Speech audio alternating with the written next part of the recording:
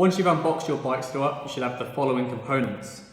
The partially assembled up itself with the slider already inserted, the rear panel, 2 seat post cradles, both a lower one and a taller one, 2 braces with 4 corresponding M5 flange bolts and a corresponding 3mm Allen key, and finally 2 M6 bolts with 2 M6 cross-dowel nuts with a corresponding 4mm Allen key.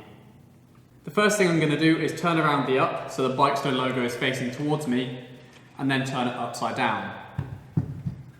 You'll notice the rear panel is engraved with A and B, and likewise the inside of the wings are also engraved with A and B. Our job is to take the rear panel and insert it into the 2 slots on the wings so that the letters A and B line up. This should just slide in, but you might need to give it a light tap with a hammer. You'll know it's fully seated when the 2 marks line up. Now take one of the M6x70 bolts and M6 cross-dowel nuts. Notice that the slot on the top of the cross-dowel nut is parallel to the direction of the threaded hole on the inside. Now take this nut and insert it into one of the holes on the rear panel. Now take the M6 bolt and partially insert it into the corresponding side hole. You can now rotate the barrel nut using the slot with either your fingernail or a flathead screwdriver so that the slot is parallel to the bolt you've just inserted. Now you can fully insert the bolt and start turning it clockwise. You should feel it start to thread into the barrel nut. Now do the same on the other side.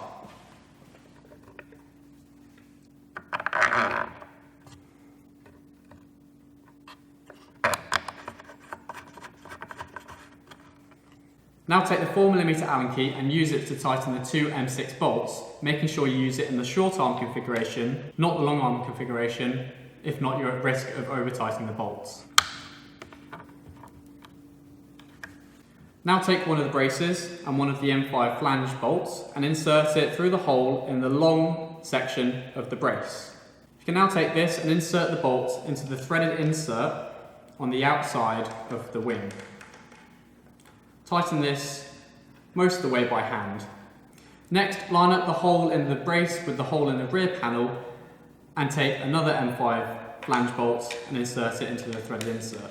Again, tightening it most of the way by hand. Repeat the same on the other side.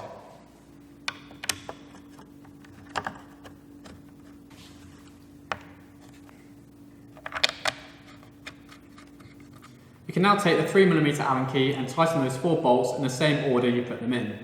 Again, making sure to use the short arm configuration, not the long arm configuration, if not you might over tighten the bolts.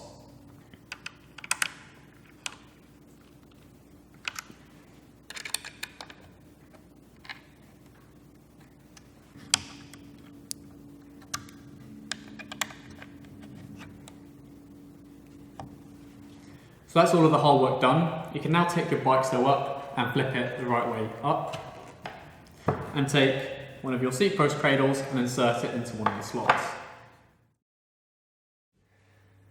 For horizontal storage, simply roll the bike in and lower the V-slider. Here you can do some ride prep, basic bike maintenance, or leave it as is. To advance to vertical storage, rotate the bike about its rear wheel until its seat post rests on the seat post cradle. The seat post cradle can be moved between the 5 slots, flipped upside down, or swapped out for a tall version, giving you plenty of adjustability so your bike rests at the perfect balance point. Road bikes tend to use the cradle upside down and in the lower slots, whereas mountain bikes tend to use it the right way up and in the upper slots. If you have an extra large mountain bike, you might need the taller cradle. You can now take the provided strap and secure it between the front wheel and the frame to stop the handlebars from turning. You might find this easier to do beforehand whilst the bike's still on the ground. Notice that the strap has a soft foam section as to not scratch your frame.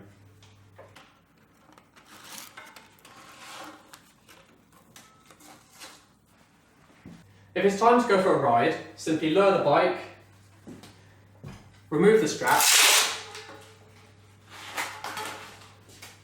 gently kick back the slider and roll away.